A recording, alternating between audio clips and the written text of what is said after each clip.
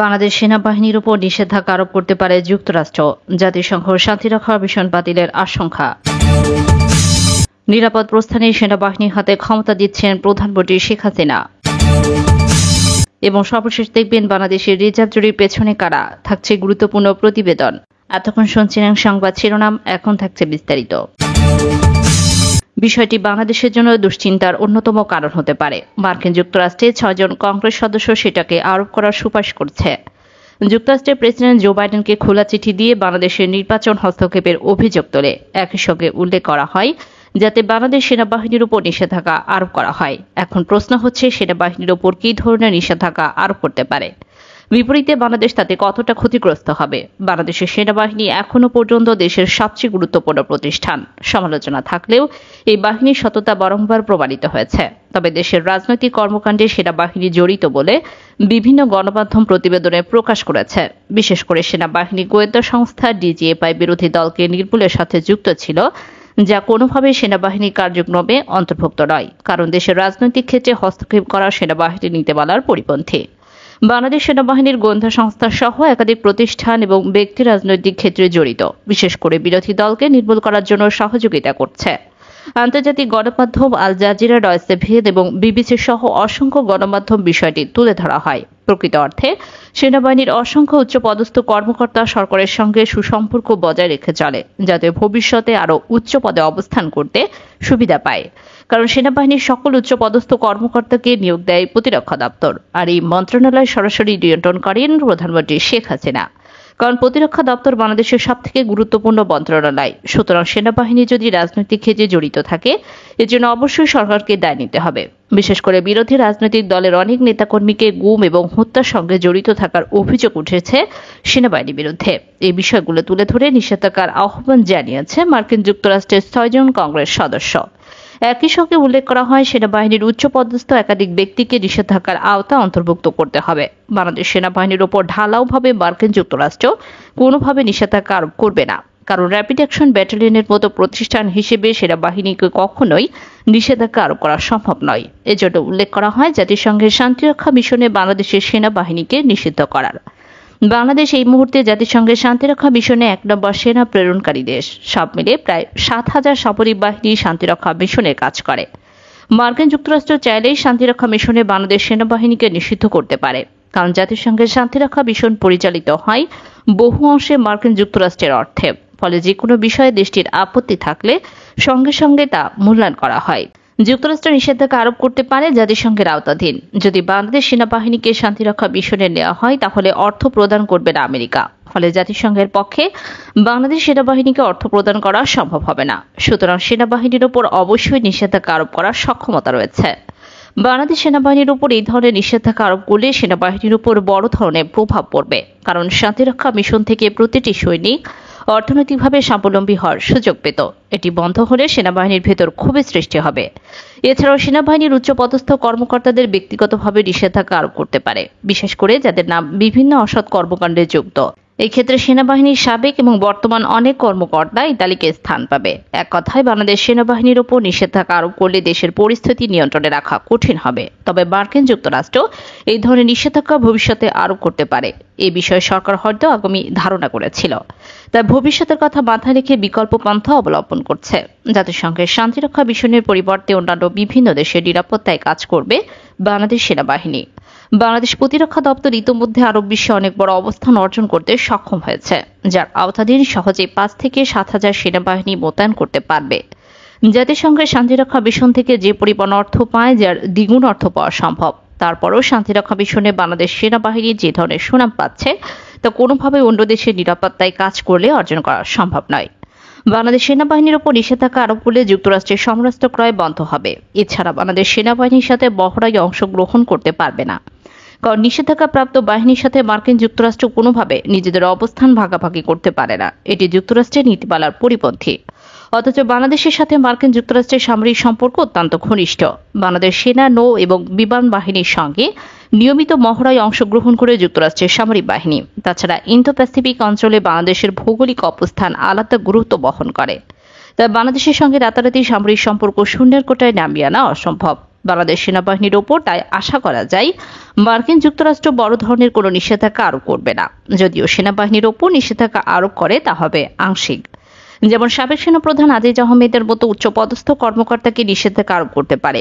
এক্ষেত্রে সামগ্রিকভাবে বাংলাদেশ সেনাবাহিনী তেমন কোনো ক্ষতি হবে না। তবে অবশ্যই বাংলাদেশ সেনাবাহিনীর ভাবমূর্তি আন্তর্জাতিক অঙ্গনে ক্ষুণ্ণ হবে। বিষয়টি অবিলম্বে বন্ধ করা উচিত। অন্যথায় দেশের ভিতরেও সেনাবাহিনীর ভাবমূর্তি নষ্ট হতে পারে। তবে পরিস্থিতি আসলে কোন দিকে যায় তা বলা কঠিন। এজন্য আরও কয়েকদিন অপেক্ষা করতে হবে। নিরাপদ প্রস্থানে সেনাবাহিনীর হাতে ক্ষমতা দিতে পারেন হাসিনা। হঠাৎ করে নতুন এক তথ্য দিয়েছেন আওয়ামী লীগের সাধারণ সম্পাদক ও সেতুমন্ত্রী ওবায়দুল কাদের। আর সেটি হলো দেশে নাকি 2007 সালে সেই 111-এর গন্ধ ছড়িয়ে পড়েছে। এই গন্ধ কেউ না টের পেলেও ওবায়দুল কাদের নাকি ঠিকই পেয়েছে। ওবায়দুল কাদের বলেছেন, দেশে আবার 111-এর ষড়যন্ত্রের গন্ধ পাচ্ছি। আগের মতো আবারও মিডিয়ার একটি অংশ শেখ হাসিনার সরকারকে হটানোর জন্য উস্কানি দিচ্ছে। তারপর শুক্রবার একটি অনুষ্ঠানে বলেছেন, 111-এ কুশীলবদের নিয়ে বিএনপির গভীর ষড়যন্ত্র করছে। অতীতের দিকে তাকালে দেখা যায় 2007 সালে যে 111-এর সৃষ্টি হয়েছিল সেটা সম্পূর্ণ সুবিধাভোগী ছিল আওয়ামী লীগ। 111-এর পুরো ফলাফলই গেছে আওয়ামী লীগের ঘরে। আর শেখ হাসিনার ওই সময় নিজেও দাবি করেছিল যে 111 তাদের আন্দোলনেরই ফসল। এখন স্বাভাবিকভাবে বলা যায় ওই সময় আন্দোলনে নেমে সারা দেশে মানুষ হত্যা সহ আওয়ামী লীগের নেতাকর্মীরা যে নৈরাজ্য সৃষ্টি করেছিল তার নির্দেশদাতা ছিলেন শেখ হাসিনা। আওয়ামী লীগ নৈরাজ্যের কারণেই দেশে 111-এর সৃষ্টি হয়েছিল। সুতরাং বলাই যায় 111-এর প্রধান কুশীলব ছিলেন শেখ হাসিনা, কারণ তার জন্যই দেশে 111 এসেছিল। প্রশ্ন হলো, ওবায়দুল কাদের হঠাৎ করে 111-এর ষড়যন্ত্রের গন্ধ পাচ্ছেন কেন? 111 ঘটাবে কে? সেনাবাহিনীকে এখন আর সেই দুঃসাহস দেখাতে পারবে? কারণ শেখ হাসিনা প্রায় সময় বলে থাকেন যে সংবিধানকে সুরক্ষা দেওয়া হয়েছে, এদেশের সংবিধান লঙ্ঘন করে আর কেউ ক্ষমতা দখলের সাহস দেখাবে না। ওবায়দুল কাদেরের বক্তব্য নিয়ে এখন রাজনৈতিক বিশ্লেষণ সহ সচেতন মানুষের মনে নানা প্রশ্ন দেখা দিয়েছে। অনেকে বলছেন, ক্ষমতা থেকে নিরাপদ প্রস্থানের জন্য সরকার নিজেই সেনাবাহিনীর হাতে ক্ষমতা হস্তান্তরের সুযোগ খুঁজছে। এর আগেও একাধিকবার অ্যানালাইসিস বিডির প্রতিবেদনে উল্লেখ হয়েছে যে শেখ হাসিনা দুইটি পথে এগোচ্ছে। প্রথমটি হলো যে কোনো উপায়ে ক্ষমতা ধরে রাখার চেষ্টা করবে, আর যদি কোনোভাবে ক্ষমতা ধরে রাখতে পারবে না বুঝতে পারেন তাহলে দ্বিতীয় পথটি অবলম্বন করবেন, আর সেটি হলো সেনাবাহিনীর হাতে ক্ষমতা দিয়ে নিরাপদে প্রস্থান করা। কিন্তু বিএনপি জামাতের হাতে শেখ হাসিনা কখনোই ক্ষমতা দেবে না, যা আওয়ামী লীগের চূড়ান্ত সিদ্ধান্ত। খোঁজ নিয়ে জানা গেছে 111 নিয়ে ওবায়দুল কাদের যে সকল বক্তব্য দিয়েছেন সবই পরিকল্পিত। আওয়ামী লীগ এখন পরিস্থিতিকে গভীরভাবে পর্যবেক্ষণ করছে। যদি দেখে যে আগামীতে আর ক্ষমতা আসা যাবে না, তাহলে ক্ষমতা সেনাবাহিনীর হাতে দিয়ে তারা নিরাপদে প্রস্থান করবে। আর যদি দেখে যে নির্বাচনের মাধ্যমে আবারও ক্ষমতা আসা যাবে, তাহলে আর ওই পথে এগোবে না। এজন্য ওবায়দুল কাদের এখন থেকে 111-এর সংকেত দিয়ে যাচ্ছেন।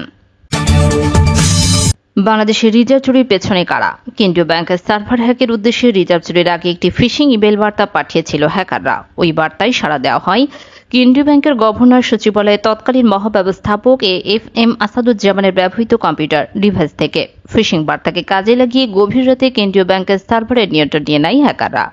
পরে রিয়েল টাইম গ্রোস সেটেলমেন্টের মাধ্যমে সরিয়ে দেওয়া হয় বাংলাদেশ ব্যাংকের রিজার্ভের অর্থ।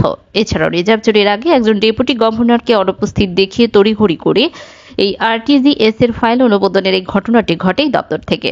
রিজার্ভ চুরি নিয়ে সন্দেহজনক এসব সূত্রের প্রায় সব কয়টি গভর্নর সচিবালয় কেন্দ্রিক বলে জানিয়েছেন তদন্ত সংশ্লিষ্টরা। অর্থ তথ্য আত্মসাৎ করে দেওয়ার উদ্দেশ্য কোনো মেইল বা লিঙ্ক ব্যবহারের ক্ষেত্রে ইন্টারনেট ফিশিং পরিভাষাটি ব্যবহৃত হয়। মূলত কোনো সংগঠন বা ব্যক্তিকে টার্গেট করে প্রতারণামূলক ইমেল পাঠিয়ে স্পর্শকাতর তথ্যে ঢুকে পড়াই হচ্ছে স্পিয়ার ফিশিং। গোয়েন্দা সূত্রে পাওয়া তথ্য অনুযায়ী রিজার্ভ চুরির ঘটনায় হ্যাকারদের বার্তা গ্রহণকারী ডিভাইসটি শনাক্তের জন্য কেন্দ্রীয় ব্যাংক থেকে জব্দ করা কম্পিউটার সহ অন্যান্য ডিভাইস ফরেন্সিক পরীক্ষার জন্য হেফাজতে দিয়েছিল পুলিশের অপরাধ তদন্ত বিভাগ।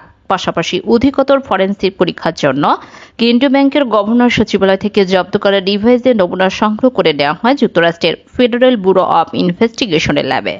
কয়েক দফা এসব নমুনা পরীক্ষার পর সংস্থাটি নিশ্চিত হয় রাসেল আহলান নামে হ্যাকারদের পাঠানো ফিশিং মেইলটি সর্বপ্রথম ক্লিক করা হয় যে ডিভাইস থেকে, সেটি বাংলাদেশ ব্যাংকের গভর্নর সচিবালয়ের কর্মকর্তা FM আসাদুজ্জামানের। তিনি তখন কেন্দ্রীয় ব্যাংকের গভর্নর সচিবালয়ের মহা উপস্থাপক ও বাংলাদেশ ব্যাংকের সহকারী মুখপাত্র হিসেবে দায়িত্বে ছিলেন।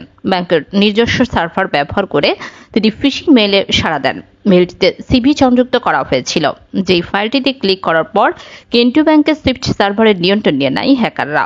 অবৈধ প্রধানমন্ত্রী তথ্য উপদেষ্টা সজীব জয় ব্যাংকের গোপন সিক্রেট ব্যবহার করে বাংলাদেশ ব্যাংকের বৈদেশিক মুদ্রা রিজার্ভ ফান্ড থেকে 800 কোটি টাকা ডিজিটাল পদ্ধতিতে ডাকাতি করে 2016 সালের 4 ফেব্রুয়ারি।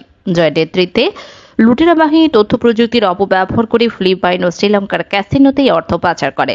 ফিলিপাইনে ব্লু রিবল কমিটির উদ্যোগে সিনেট পরিচালিত 82 পৃষ্ঠা তদন্ত রিপোর্টে বেরিয়ে এসেছে ভয়াবহ তথ্য।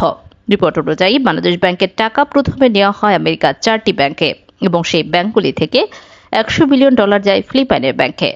আমেরিকার যে সকল ব্যাংক থেকে বাংলাদেশের টাকা ফিলিপাইনে গিয়েছিল তার একটি হচ্ছে সিটি ব্যাংক। এই সিটি ব্যাংকে রয়েছে সজীব ওয়াজেদ জয়ের 4টি অ্যাকাউন্ট।